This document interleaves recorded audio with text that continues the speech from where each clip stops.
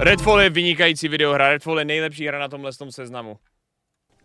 Tohle je high-Z prostě, tohle je regulérně high-Z za 10 let.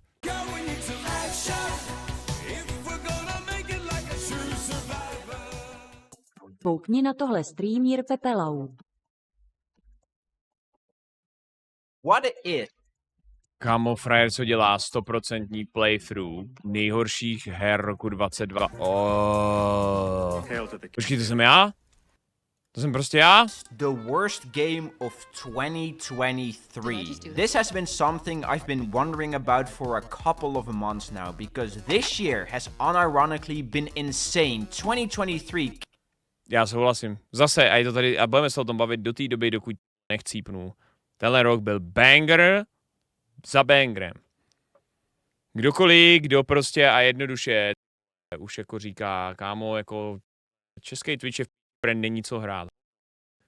Je to buď tím, že jsi a neumíš prodat to, co se dá hrát, anebo tvoji diváci jsou už prakticky jako opravdu 13 letý, který ty neudržejí pozornost u toho. Tam jako, ale to množství věcí, které šly hrát, jmenuji jednu dobrou hru, I Dare You.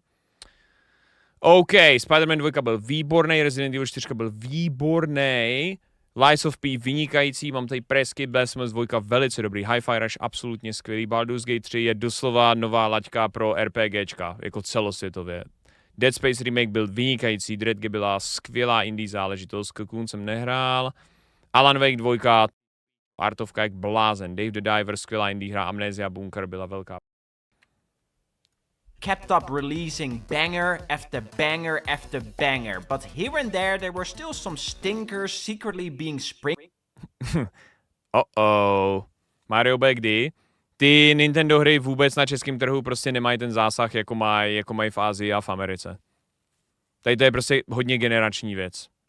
Out trying to stain 2023. And you know what? I couldn't help myself. I had to find out which game left the biggest stain, so I decided to do what had to be done. I had to je tam find česká reprezentace out aspoň, takže Jarek zase něco dokázal. Tyhle tohle, co jsem si chtěl zahrát na PlayStationu, to vyšla ta hororovka. A byla to taky jako prostě lomenoskem. Of 2023 is, and I didn't just want to know what it is, but why. So I decided to pick out the 5 most negatively talked about games of this year and decided to fully complete every single one of them from top to bottom. Every collectible, every side quest, every achievement, Redfall, 100% gloomy. everything. The games in question I decided to go with are Forspoken, Redfall, The Lord of the Rings, Gollum. To je totální 42 hodin na Forspoken. 36 hodin na Redfall. 26 hodin na Gloomovi. Quest for Balance and Skull Island Rise of 10 hodin v Kongovi. I suffered a lot and I'm not happy. So let me take you guys on a journey of filthy stains, icky schmuck and rotten garbage. A quest to find out what the worst game of 2023 Ten si musel řekl, ne asi ten, když dokončil ten list, tak si řekl, did I just do that? Schmuck, let me tell you about a quality game first, because this video is sponsored by Roboquest, baby. Tohle z toho jsem říkal, že jsme mohli hrát s Melicharem nebo s někým, páč to je co-op a prej to je absolutně skvělý, teď už to vyšlo v plný verzi. Be a very stylish and addictive FPS action roguelite where you play as a big boy robot in a quest to give mankind a fighting chance. Seriously though, I might be sponsored, but this game genuinely slaps. It is a nice blend between a buttery smooth modern boomer shooter and the randomness / replayability of something like an Isaac kdyby or tohle mělo Spelunky, Twitch and it's integraci, extremely satisfying to control. Kdyby tohle mělo Twitch integraci, tak to bude jak Redneck Rampage. Destroying every enemy robot that's on your path, dodging and weaving through enemy projectiles while slowly upgrading your own arsenal with new upgrades, abilities, and wacky guns. That's the big selling point of this game. The amount of different types of guns the game throws at your face is overwhelming. There are so many of them. Pistols, dual-wield shotguns, throwing knives, sticky bombs, assault rifles, grenade launchers, chainsaws, mine launchers, sniper rifles, LMGs, revolvers, so many. Tak jsem blokl Čeky, on je úplně mimo týpek, díky bohu, že jsi tu ty. I don't give a Já ti nedám validaci za to, že jsi zmínil jiného streamera, promiň, protože to množství, který mám, se zmenšuje každým rokem. A potřebuji dodávat na důležité věci. Weapons, and each one has their own little quirky gimmick that you need to try and utilize to its fullest. There are also a bunch of upgrades you can find to help you in your quest, different pathways and zones to discover, each zone with new and unique enemies, fancy bosses, secret areas, a funky story. There is a lot of content packed in this title, and that's not even mentioning that you can play the entire game in co-op online with a bot, which is dope as hell. So if you want to support the channel, you can click the link in the description down below or in the pinned comments to get yourself a shiny copy of Roboquest. And as a little bonus, the game is on a 20% discount at the moment until the 28th of November, which is very nice. A big thank you to Roboquest for sponsoring this video. It is genuinely a fantastic game, so please go check it out. Alright, back to the schmuck. Forspoken byla reálně průměrná hra.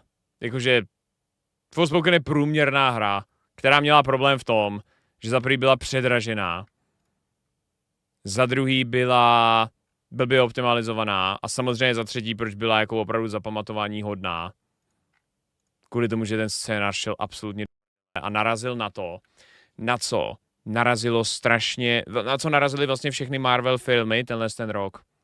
Lidem konečně po těch letech přestalo, jako Normanům to je funny, ale přestalo jim připadat funny. Did I just do that?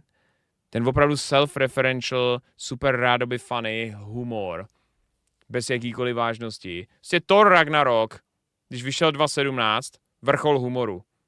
Teď, o 6 let později, to je to, co je fakt jako špatně, ty vole, s tím humorem ve hrách a ve filmech. We're starting off with Forspoken, which was released on the 24th of January. This title already had a rocky start before it was even released, because nobody was interested in it in the slightest. Probably because people saw the review trailer and saw the moment where the main protagonist went, I'm seeing freaking dragons. I'm seeing freaking dragons. This game has Marvel-ass writing and it's cringe as hell. Jo, tenhle týpek hrál Forspoken 140krát. Brie Larson čest. Kde byl tenhle cápek, když teď vyšli The Marvels? Kde byl? On mohl zachránit ten film mohl dát miliardu. In Forspoken you play as Frey Holland, a self-absorbed, selfish, annoying and just overall mean person who is accommodated by a metal-talking cough that gives her superpowers that allows Frey to perform magic parkour. She also has multiple magic weapons which are slowly given to you throughout the main campaign. And you and funny metal Cuff get sucked through a portal and end up in a new realm called Ethia, which is just a bland, grassy, sandy-covered open world with a few Ubisoft-esque distractions sprinkled throughout. Every single one of these distractions are just markers put on a map, and usually it's go to this marker and interact with a statue, or go to this marker to open a chest, or go to this marker to defeat a group of baddies, and yeah, that's basically Forspoken. That's 90%. Je The Marvels fakt tak špatný, ještě jsem to neviděl, chci vědět, zda to mají tu tradit peníze nebo ne. Ten problém Marvels není v tom, že by to byl nejhorší Marvel film, co udělali. Ten problém je, že to je další, absolutně průměrný, generický, bez jakýchkoliv sázek a většího grand plánu Marvel film. A lidi už se naučili, že na tyhle musí chodit do kina, který je dražší a dražší. Prostě můžou počkat, až to za měsíc bude na Disney Plus a jít na opravdový zážitky, který za něco stojí. Třeba prostě ty vole důvod, proč si dal Oppenheimer skoro miliardu, že jo? Of the gameplay loop. There is a story, but prostě to, co jako se bralo ještě jako nějaká jakž tak šlaťka a lidi šli i na Captain Marvel, i když to ty vole mě přišlo jako opravdu průměrný film. Bylo, že za 2 měsíce potom vycházelo Endgame a všichni potřebovali ten lore k tomu Endgameu. Že tam, teď už tam nic takového není. Teď to k ničemu nebuduje. Teď je to ve stejný jako DC. Teda DC už má aspoň natvrdo stanovený restart. Marvel teď jako, ještě máme Kapitána 4. Ne! The whole thing can be dumbed down to a city of people going, "Help us, Frey! You're our only hope! Save us from this torment!" And then Frey responds to that by saying, I don't care what happens to Athia. If it's saved or if it burns, I don't give a shit because this place is not my home. I hate you. I hate you with a passion. This is the biggest problem with Forspoken. Frey, and to a lesser extent Cuff, are so incredibly unlikable and they never They keep on yapping and fighting and arguing, and Frey randomly curses at Cuff for no reason, and all of it is insanely annoying and dreadful. I've played a lot of games in my years, but I've never found a character as unlikable as Frey Holland. I understand that she's supposed to grow and mature over your playthrough, but she leaves such a stinky fart in the air that I'm just not able to get over. Spoilers if you care, but there is a part where you have to choose to either save Athia and become a hero, or go back to Earth and move on with your mom. Z toho 2 hodiny jsou vysvětlivky, kde oni ti vysvětlejí celý příběh. Building, even though Frey was easily able to grab it, but she is so and brain dead that she keeps saying, Gotta find Homer first. Gotta find Homer first. Gotta find Homer first. People find Frey so annoying that they collectively say that going home instead of saving Athia is the canon ending, which is absolutely mind-bogglingly insane. This is without any exaggeration the worst gaming protagonist I've ever played as. She just sucks. She's just really annoying. The gameplay itself isn't awful, but it's just mediocre and a bit boring. The magic parkour is fun at times, but at other times it just doesn't want to work. Combat is okay, exploration is you just running in an empty open field 90% of the time. It's an okay game dragged down heavily by a god-awful protagonist that doesn't want to and they are charging $80 for this game, which is a goddamn crime. I've poured about 43 hours into it, 100%ing it, and I had some sort of fun here and there, but I would still say that this game is incredibly mediocre, so I give it a 4.5 out of 10. Not a good game in the slightest, but definitely not god-awful. Redfall je vynikající videohra, Redfall je nejlepší hra na tomhle seznamu. A víš proč? Harry? Protože jsem jí hrál jenom 4 hodiny a dostal jsem za to 80 táců. Jakoby kámo, když by dělali víc těchto her.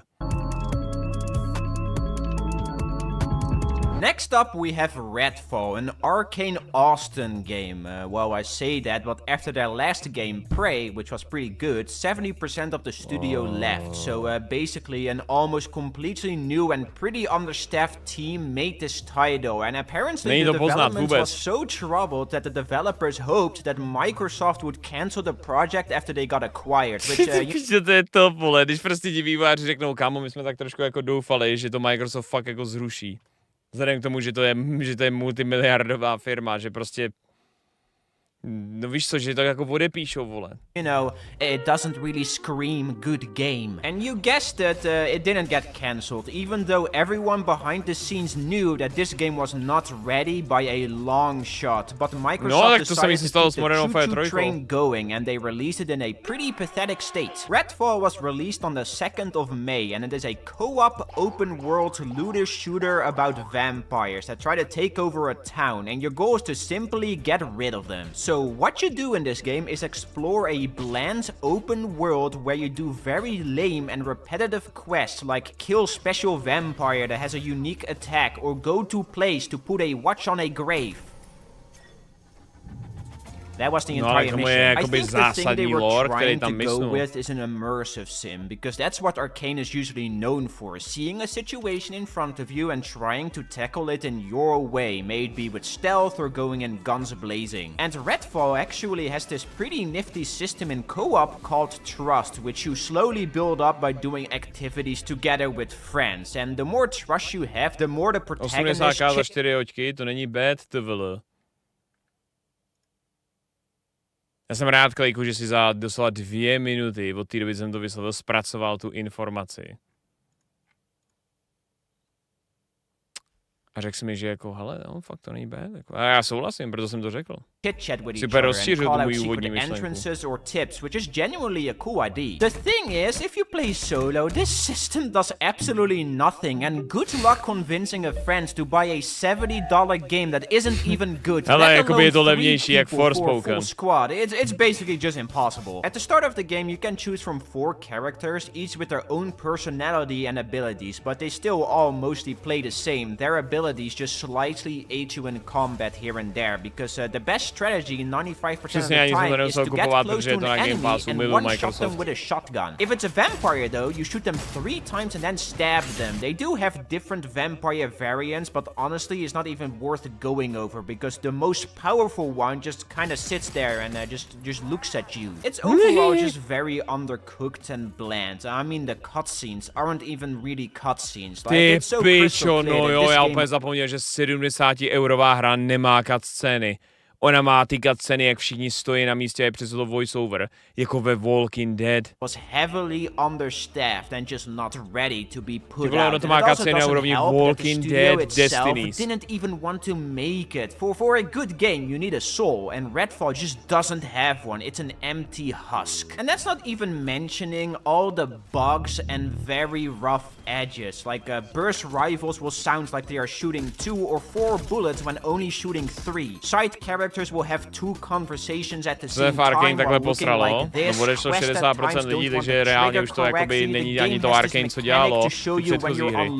Ještě Deathloop byl dobrý. Because enemies can still one-shot you when you have 2/3 health remaining. Explosions look pathetic. Breaking glass looks pathetic.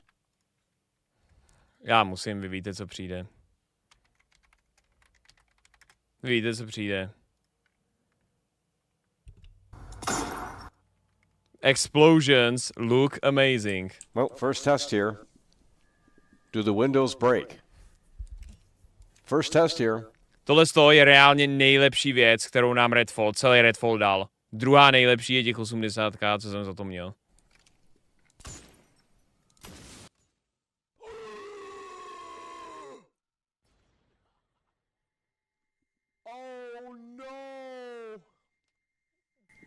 Ne, asi Redfall nám dal hajzeta za 10 let. Oh man. Tohle je hajzet prostě, tohle je regulérně hajzet za 10 let. Zatímco bude sledovat prdící, fackující turnaj, jehož CEO bude šopaulik Adel se svým 14. klukem, který bude nejironicky nosit hajzet merch. Zatímco se tam bude mlátit a prdět do ksichtů ex-přítelkyni Vémoli. Tý 12. ex-přítelkyni, která bude mít 7 kozy. Ale bohužel nájem v Liberci v té době už bude 48 000 za 2 KK, takže nebude mít jináčí možnost. Pathetic, the enemy AI is pathetic, and the flashlight is absolutely worthless, and my biggest nitpick with Redfall. I thought they figured this crap out in Half-Life 2 decades ago. Look how bad it looks. Instead of lighting up the place, it just blinds everything, making you unable to see or read anything, and making these really jagged black pixels appear. It's really goddamn jarring. It took me 39 hours to fully complete, and I did enjoy it more than Forspoken, but for all the wrong reasons. It's objectively worse, so I'm giving Redfall a 4 out of 10. And by the way, I pre-ordered this game because I thought it would be fun. I don't trust myself anymore. Ty kokot.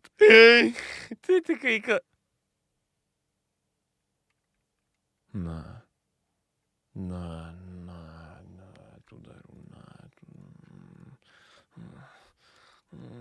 Já reálně, já doteď nedokážu odpustit jistýmu muži. Lukáš, Last Game Blitz, křítek, mě. Tenhle ten rok hodně mrdal. Nejdřív mě nutil 4 hodiny v kuse dělat lektvary v Kingdom Come. OK, v pořádku. Kingdom Come je dobrá hra, tak si uděláš lektvary a pak si užíváš zbytek té hry se skvělým českým dubbingem. Ale to, že 10 hodin v kuse budu hrát Gluma a skončím někde v 7 ráno, kdy lidi vstávají a ptají se mě, tak co? Jaký byl ten Gloom? Ty vole, to jako kvůli téhle hře si otočit spánkový režim bylo jedno z top 10 nejhorších rozhodnutí ever. Tenhle rok teda rozhodně. Alright, so this is without a shadow of a doubt the game I was dreading the most to play, because I knew before even diving into it that I had to beat it 3 times to get all the achievements, and yes, it was painful. The Lord of the Rings Gollum was released on the 25th of May, and it is the single most perplexing title I've ever laid my eyes upon, because in this game you play as Sméagol, the single most disgusting and filthy creature in all of fiction, and what you do is a bunch of slave labor. That's not a joke. The first half of this game is you being stuck in a filthy prison, forced to do gross slave labor, and the second half is you being babysitted by a bunch of elves. What insane dumbo thought it was a good idea not to just make a game about Sméagol, but a game about Sméagol that is imprisoned for the entire journey? Like, huh? Like at least with Forspoken and Redfall, you go on an adventure, even if it's somewhat uninteresting. There is something. In this game, you just rot in a... Jaký dono by muselo být, aby Vojtas dohrál znovu Gluma do konce? To je úplně jednoduchý, největší dono jednorázový, co tady kdy bylo, čili 100 001 koruna. Cell while once again doing slave labor. Who came Byl up jeden with Čech, this? co týhle hře dal 6 z 10. Já vím. Já vím. Já ho znám. Já ho znám.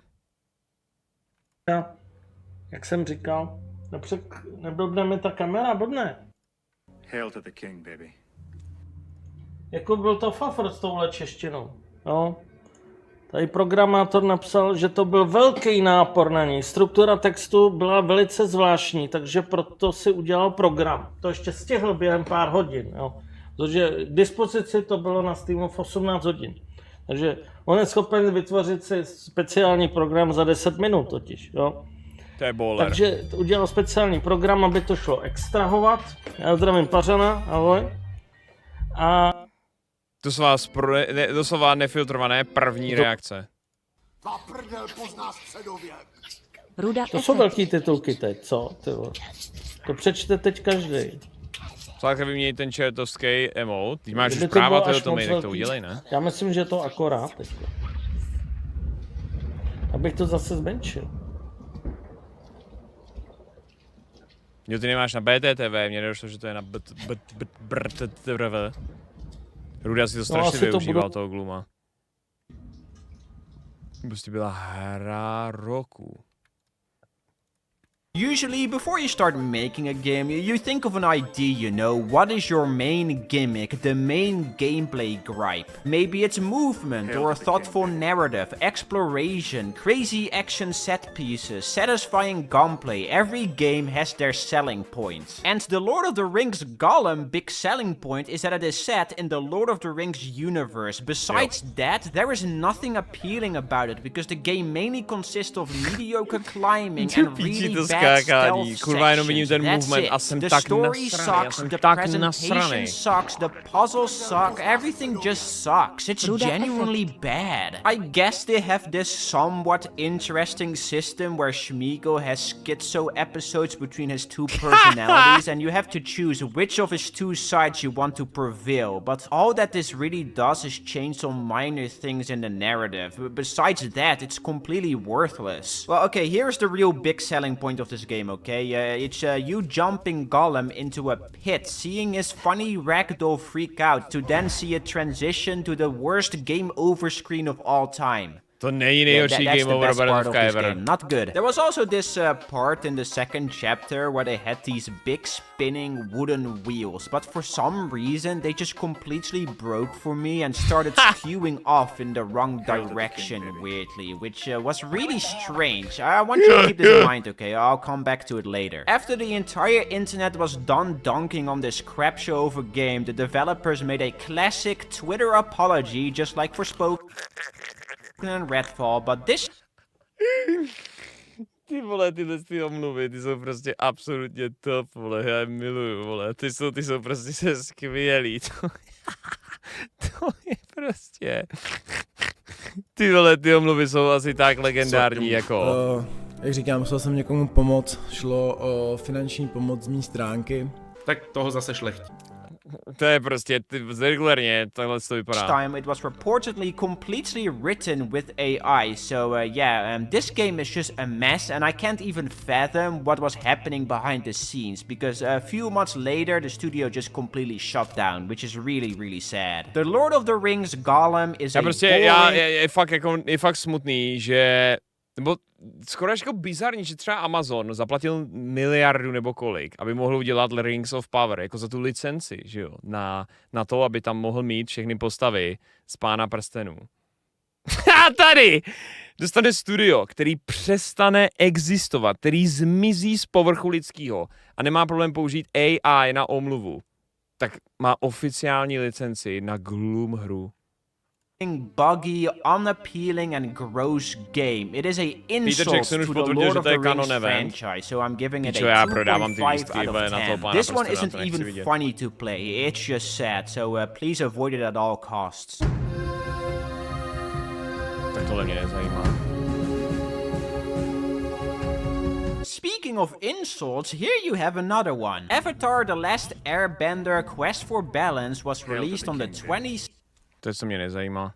Co je tady ještě dobrýho? Oh! Kongaton.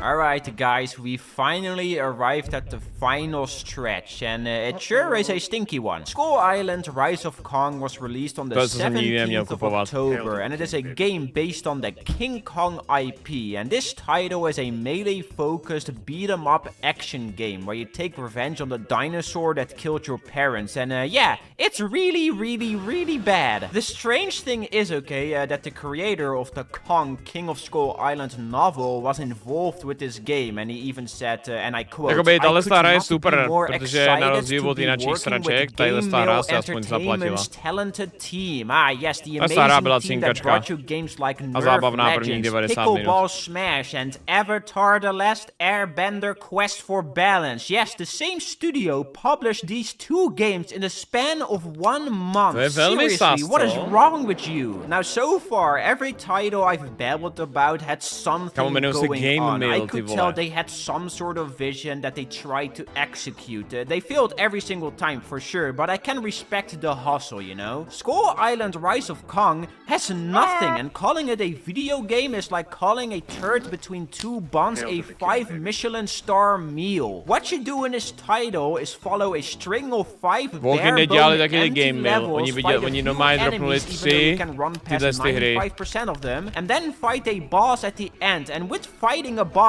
I mean stand on top of a higher elevation and throw rocks at it. Destinies, tady prostě není na tohle seznamu, protože to nestihl. 100% completion, some abilities you can unlock, but the rest of it is you running through empty levels that all look the exact same the entire way through and throwing rocks at enemies. That's it. There's nothing more here, and all of this beautiful succulent content for only 40 big ones is a steal if I've ever seen one. I'm of course being sarcastic if you couldn't tell. It's once again ugly, buggy, and just broken. I managed to softlock myself in the first 2 hours of playing it, which should be awarded with some kind of prize, honestly. I wish there was more to talk about, but there really isn't. The title is so unbelievably bland, bald, and bad that I'm willing to say that it is the worst game I've ever played in my entire life. And I've played a lot of stinkers, alright? It was also reported that the developers only had 1 year to make the entire thing, so that basically explains everything. The reason this game is so unbelievably shite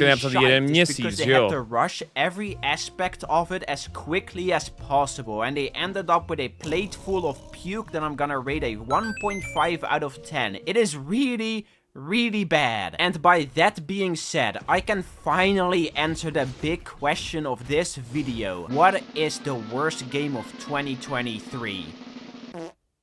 I mean, are you surprised? Okay, so every game I talked about in this video is a complete other joke, okay? But this monstrosity is so unbelievably bad that it takes it to another level, to the point that it is impressive. And honestly, it should win a Game of the Year award for that. So yeah, that's it. This video was hell to make because those 140 hours I wasted playing schmuck, yeah, I'm never getting that back. So I hope you guys enjoyed watching me suffer, because I sure did suffer. A final big thank you to Roboquest for sponsoring this video. Again, go check out the game in the description or pinned comment down below. The game slaps and I'm definitely gonna 100% it. And yeah, okay, enough yapping. See you guys in the next video. Goodbye, bye.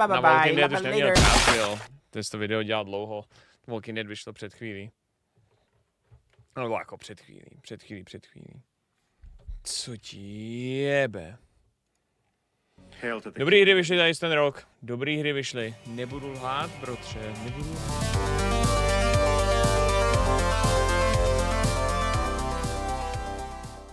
První, jakoby, to není moc pro mě, OK? To není moc pro mě, tady se genderový role, nejsem fanoušek, já si myslím, prostě, jako, ale tohleto, ty vole, otázka na tělo. Ty vole, já si myslím, že jediná správná odpověď pro mě je, já bych dělal, že mi to nevadí.